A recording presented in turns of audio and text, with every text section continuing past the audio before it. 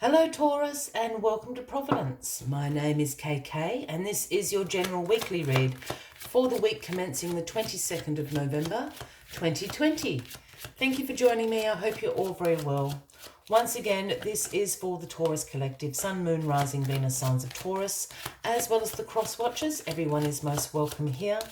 And as always, please be reminded that this is a general weekly reading and to only take what resonates with you and leave the rest for somebody else out there in the collective Taurus.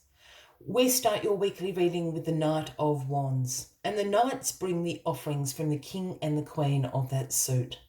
So the Knight of Wands brings the offering of energy, passion, a lust for life, a lust for action, adventure, and a slight impulsiveness every now and again.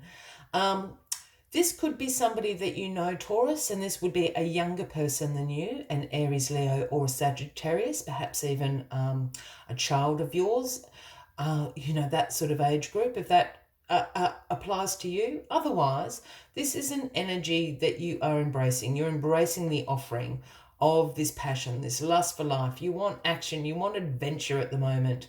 You're feeling spontaneous. So this is a wonderful way to start your weekly reading.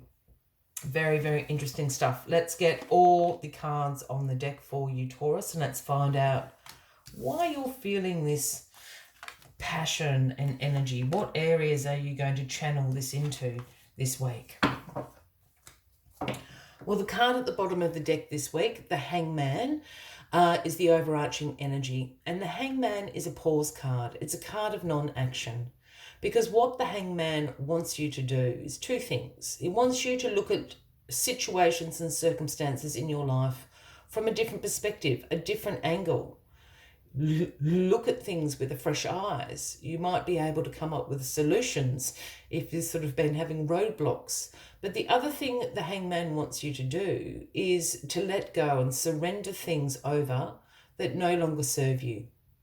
So by looking at things from a different perspective and different angles, you're going to get a really good gauge on what you need to let go and surrender in your life at the moment. Those things that no longer serve you, perhaps they once did, but where you're going, there isn't really any room for those things in your life. So you need to bid them farewell and wait for the change to happen. This is not a call to action yet. As I said, it's a non-action card. It's a pause. So it's giving you some good time throughout the week to bring that energy in. Let's see what's crossing you this week. Well, the Wheel of Fortune is turning. This is what is happening. This is why you're feeling your energy rise, your passion rise. You want action and adventure. This is the Destiny card. This is the beginning of new life cycles. It's good luck. It's karma repaid. It's certainly a turning point, a defining point along your journey. The Wheel of Fortune turns. It's in your favor. Fortune favors the bold, so to speak. So be filled with this energy, this passion, this action, this adventure that you want. Even being slightly impulsive every now and again, Taurus, isn't such a bad thing. So bring it on. The beginning of a new life cycle starts for you. The King of Cups is in your past position this week. Now, the King of Cups is a very compassionate king. His intuition is absolutely on point. These are his strengths. He is incredibly emotionally balanced. His throne floats on water, speaking about his intuition, but also speaking about understanding the ebbs and flows of life and cycles and situations and relationships.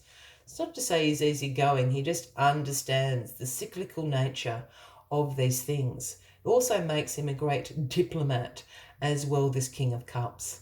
Now, I think you know this King of Cups. And this King of Cups is either going to be a Cancer, Scorpio, or a Pisces. Taurus can be a man or a woman. I don't read gender into the cards unless I'm called to do so. And I think this King of Cups is bringing you in. I can almost see an ushering in. He's welcoming you in to this Wheel of Fortune turning. He understands the Wheel of Fortune. As I said, he understands the ebbs and flows, the cyclical nature of things. So he's welcoming you into this turning point. He can see it happening for you. He knows, you know, the universe, you know, all the cards are in your favor at the moment. You know, he's almost urging you to take a step into this new life cycle. Again, this is somebody you know, Cancer, Scorpio, Pisces. And the Empress in your grounding position this week, Taurus. Well, this is going to be a very abundant life cycle for you with the Empress sitting there.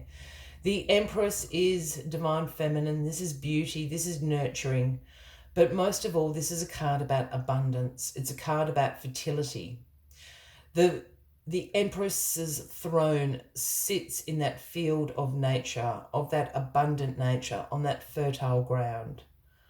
I keep saying fertile, so yes, this is the fertility card if you are resonating with that. If you're not interested in that end of it, well, you know what to do. The other thing about fertility, which I briefly mentioned, is this fertile ground here. Plant your seeds. Plant your seeds that you want to become abundant, because the Empress will ensure that they do, especially in the beginning of this new life cycle. Plant your seeds of intentions right there.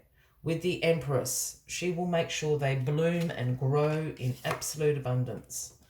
You've got the Nine of Swords in your crowning position this week, Taurus. And the Nine of Swords is known as the Nightmares card. This is a card associated with some anxiety, some worry, those sleepless nights, staring at the ceiling at 2 a.m. We've all been there. We've all done that. In some cases, this card can represent some more acute mental health, you know, issues. If that is for anybody out there, please seek some professional advice. We certainly don't want you to be in that headspace, and there are a lot of resources available to you out there. But for everybody else, this is a few sleepless nights, a few weird dreams, a few nightmares, as the card's unofficial title would suggest. You've got some anxiety going on at the moment, and it's about this new life cycle. It's probably also about this Hangman up here. It's about you having to work out what you need to let go to bring this new life cycle into fruition.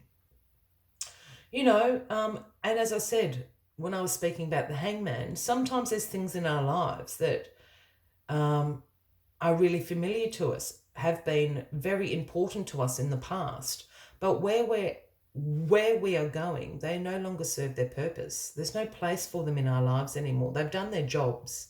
So it is time to farewell that. It could be situations, it could be circumstances, it could be relationships, could be, you know, a variety of things that you need to let go of now, because you're going off into your future.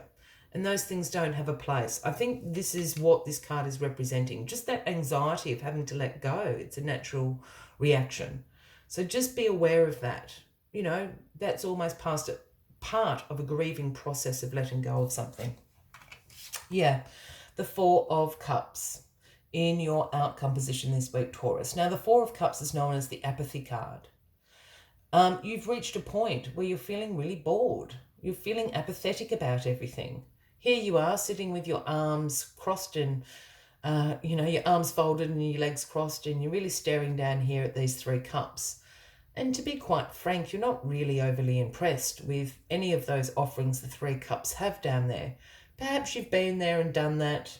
You don't feel like going back. Perhaps there are opportunities or pathways that you're not particularly interested in. But you're really having a moment of re-evaluation. This is kind of backing up everything. And that's why I went yes when I turned it around. You know, this is the Hangman. This is about you surrendering perhaps these things and to welcome the new opportunities up here.